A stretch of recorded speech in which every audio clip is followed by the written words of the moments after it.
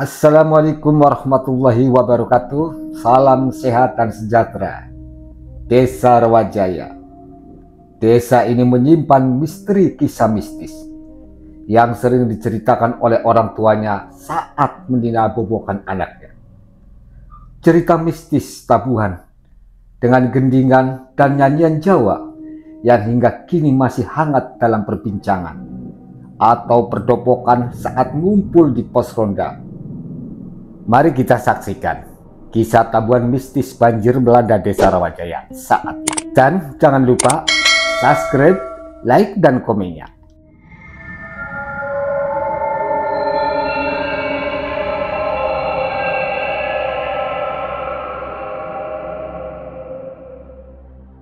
Sebelum menjadi desa subur dengan ladang gula merah yang luas, Rawajaya hanyalah hamparan rawa-rawa. Letaknya yang berada di kaki perbukitan sebelah selatan membuat desa ini seringkali diterpa musibah banjir kiriman. Ketika musim hujan tiba, Sungai Cimeneng yang mengalir dari hulu akan meluap, menggenangi rumah-rumah penduduk. Warga desa sudah terbiasa dengan siklus alam ini. Mereka memiliki cara tersendiri untuk menghadapi banjir, seperti meninggalkan rumah dan membuat lumbung makanan. Namun, ada satu hal yang membuat mereka selalu merinding setiap kali musim hujan datang. Setiap kali langit di perbukitan terlihat gelap gulita menjelang senja, penduduk desa akan bersiap-siap menghadapi banjir. Dan benar saja, tak lama kemudian air bah akan datang menerjang desa. Yang paling membuat mereka takut bukanlah derasnya air, melainkan suara-suara mistis yang selalu menyertainya.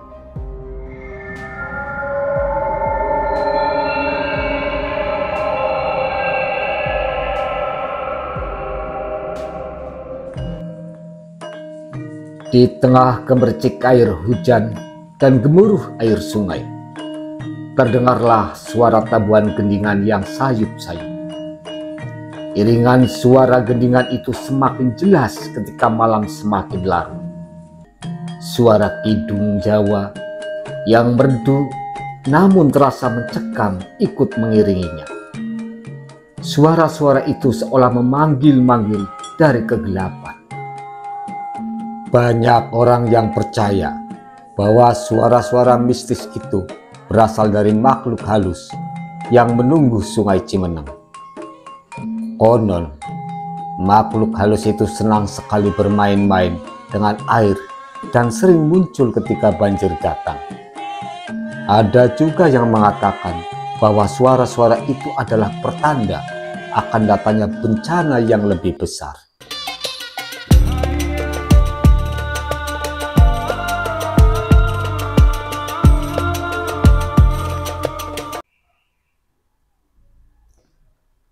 Suatu ketika, seorang pemuda pemberani bernama Bagas ingin mencari tahu asal-usul suara-suara mistis itu.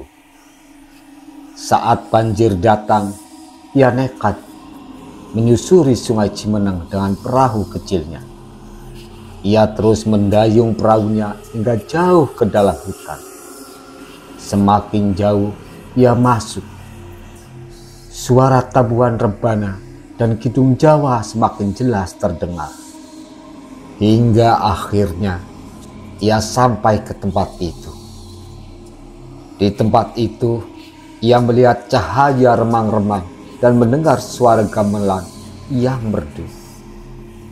Dengan hati-hati ia mendekati sumber cahaya. Betapa terkejutnya ia ketika melihat sekelompok penari sedang menari dengan anggun diiringi musik gamelan. Para penari itu memiliki wajah yang sangat cantik, namun matanya memancarkan cahaya biru yang misterius. Bagas terpesona melihat keindahan mereka, namun ia juga merasa takut. Tiba-tiba salah seorang penari menoleh ke arahnya dan tersenyum misterius. Bagas langsung berlari keluar dari tempat itu. Ia tidak berani menoleh ke belakang. Ia takut jika para penari itu akan mengejarnya. Sejak saat itu, Bagas tidak pernah lagi berani mendekati Sungai Cimenang saat banjir datang.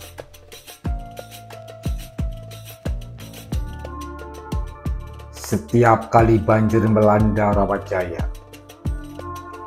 warga Gandrung-Mangu selalu menyaksikan pemandangan aneh. Di tengah derasnya air, terlihat sekelompok pekerja yang sedang membangun jalan.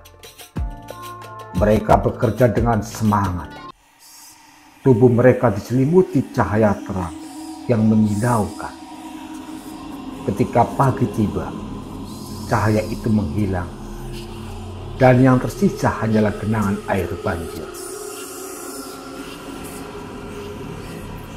Warga Gandrung-Mangun pun penasaran.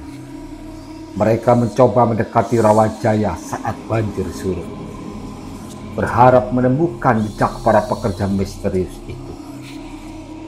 Mereka tidak menemukan apapun selain lumpur.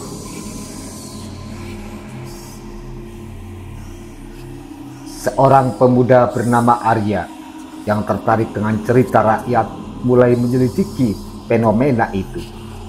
Ia mencari informasi dari para sesepuh desa dan menemukan sebuah legenda kuno tentang sebuah pusaka kuno yang terpendam di dasar Sungai Cimenang. Pusaka itu konon memiliki kekuatan untuk mengendalikan air dan memanggil para pekerja gaib. Arya yakin bahwa cahaya misterius yang terlihat saat banjir adalah tanda keberadaan pusaka kuno itu.